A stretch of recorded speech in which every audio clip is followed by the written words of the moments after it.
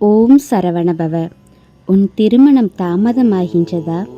இதோ முருகன் சொல்லும் வாழ்க்கையின் ரகசியம். எனக்கு மட்டும் ஏன் இவ்வளவு தடை வருகிறது முருகா? இந்த கேள்வியை பல இளைஞர்களும் பல பெண்களும் இரவில் அமைதியாக அழுது கொண்டே கேட்கிறார்கள். வயது போகிறது, சுற்றத்தார் கேள்விகள் கேட்டுக்கொண்டே இருக்கிறார்கள். நண்பர்கள் எல்லாம் வாழ்க்கையில் செட்டில் ஆகிறார்கள். ஆனால் என் வாழ்க்கை மட்டும் இன்னும் காத்து கொண்டே இருக்கிறது. இதை எண்ணி இதனால் நீ உடைந்து போயிருக்கலாம். நான் நல்லவன்தான், நான் யாருக்கும் கேடு நினைக்கவே இல்லையே, என் வாழ்க்கையில் ஏன் இப்படி என்று தினம்தோறும் நினைத்து கொண்டே இருக்கின்றாய். ஆனால் இன்று முருகன் உனக்கு ஒரு விஷயம் சொல்ல வருகின்றார். தாமதம் என்பது மறுப்பு இல்லை. நீ இவ்வளவு கஷ்டப்பட்டு வந்த வாழ்க்கைக்கு சாதாரணமாக ஒரு முடிவு வரக்கூடாதல்லவா? இதற்காக தான் முருகன் உன்னை காத்திருக்க வைக்கின்றார்.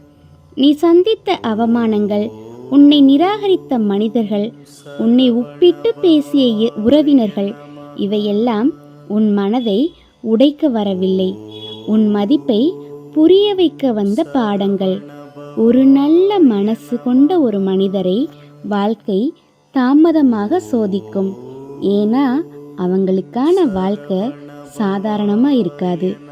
இன்று உன்னை புரியாதவர்கள் நாளை உன் வாழ்க்கையை பார்த்து ஆச்சரியப்படுவார்கள். உன்னை உண்மையாக நேசிக்க போகும் ஒருவரை நான் தயாராக்கி கொண்டிருக்கின்றேன். அதனால்தான் இவ்வளவு நாள் தடை. சிலர் சீக்கிரம் திருமணம் பண்ணிக்கலாம், ஆனால் அமைதி இல்லாமல் வாழ்கிறார்கள். ஆனால் முருகன் உனக்கு தரப்போவது வெறும் உறவு மட்டும் இல்லை, மன அமைதி தரும் அந்த வாழ்க்கை. அதனால்தான் அவர் அவசரப்படவில்லை. நீ இப்போது தனியாக இருப்பதை தோல்வி என்றே நினைக்காதே. அது முருகன் உன்னை பாதுகாக்கும் நேரம்.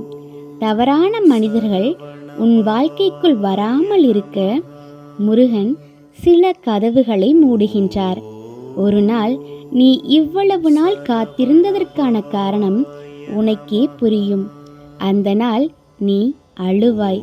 ஆனால் இந்த முறை கஷ்டத்தால் இல்லை, சந்தோஷத்தால். இன்று நம்பிக்கையோடு காத்திருப்பவரை முருகன் ஒருபொழுதும் கைவிட மாட்டார். ஓம் சரவணபவ.